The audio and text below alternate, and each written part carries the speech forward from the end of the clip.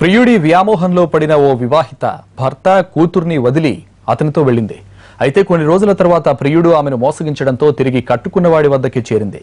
ఎవరిని కాదనుకుని వెళ్ళిందో వారి ఇంటి ఎదుటే ధర్నాకు దిగింది. తన భర్త తనను ఏలుకోవాలంటూ నిరసన చేపట్టింది. తనతో కాపురం చేయని పక్షంలో డబ్బులివ్వాలని డిమాండ్ చేస్తోంది. అయితే తనతో పాటు పిల్లలను వదిలి వెళ్లిన ఇల్లాలని స్వీకరించే ప్రసక్తే లేదని భీష్మించి కూర్చున్నాడు భర్త. కర్ణాటకలోని మాండ్య జిల్లాలో ఈ ఘటన జరిగింది.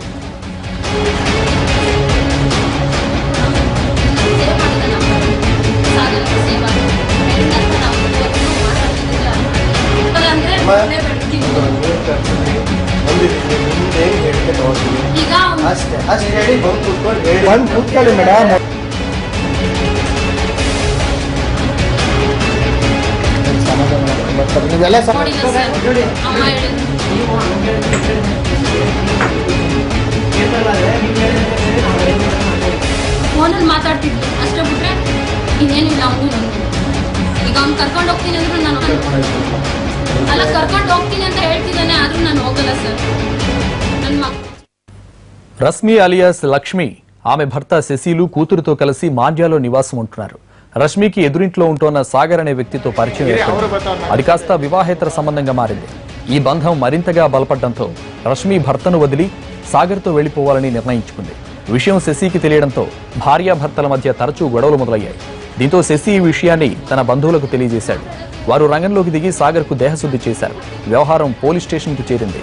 పోలీసుల సమక్షంలోనే తనకు భర్త శశితో ఉండటం ఇష్టం లేదని, సాగర్ను పెళ్లి చేసుకుని అతనితోనే జీవిస్తానని రష్మి చెప్పడంతో ఇక చేసేది లేక అక్కడితో తెగదెంపులు చేసుకున్నారు భర్త. భర్త పసిపిల్లను వదిలి రష్మి తన దారి తాను చూసుకుంది. ఇక అంతటితో వివాదం ముగిసిందనుకున్నారు.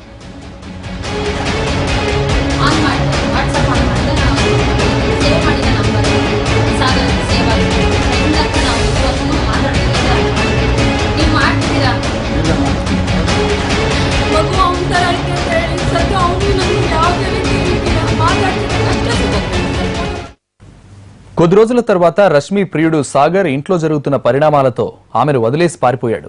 దీంతో రష్మి పరిస్థితి అగమ్యగోచరంగా మారింది. ఏం చేయాలో తెలియక తిరిగి భర్త వద్దకి చేరుకుంది. ఇకపై తన భర్తతోనే ఉంటానని కోరింది.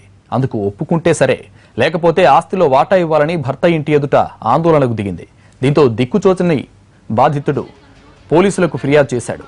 పోలీసులు వీరిద్దరినీ కలిపేందుకు ప్రయత్నించినా తనను తన పిల్లను వదిలేసి వెళ్లిన రష్మిని తిరిగి భారీగా స్వీకరించేది లేదని శశి తేల్చి చెప్పాడు.